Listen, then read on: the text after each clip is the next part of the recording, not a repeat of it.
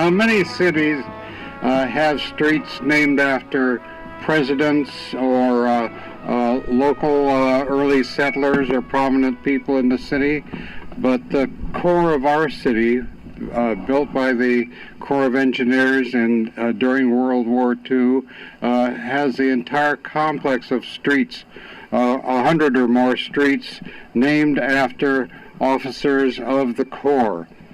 And that's a unique thing, I think, probably throughout the country, and something that marks our history very strongly. Our city has a unique history, of course, as you all well know. It was originally a farming village formed in the early days of the last century. And then the Corps of Engineers was assigned the mission to build the Hanford plant and the what was called Richland Village at the time for the workers at the plant to live in. I had heard the, of course, story that the streets in the Corps were named after commanders of the Corps of Engineers and so on, but actually this is the first time I realized it went far beyond that.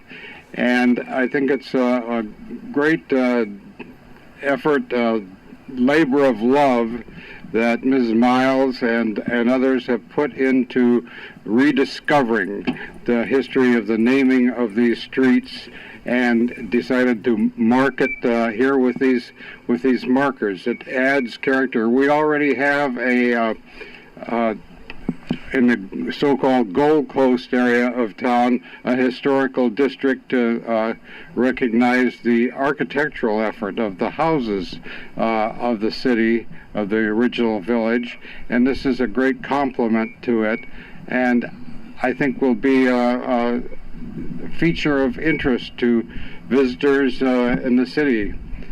General George Washington once said, "The willingness with which our young people are likely to serve in any war, no matter how justified, shall be directly proportional to how they perceive the veterans of earlier wars were treated and appreciated by their nation." Lieutenant Tinkell was one of our forefathers who laid the groundwork for our nation's and Corps of Engineers' success.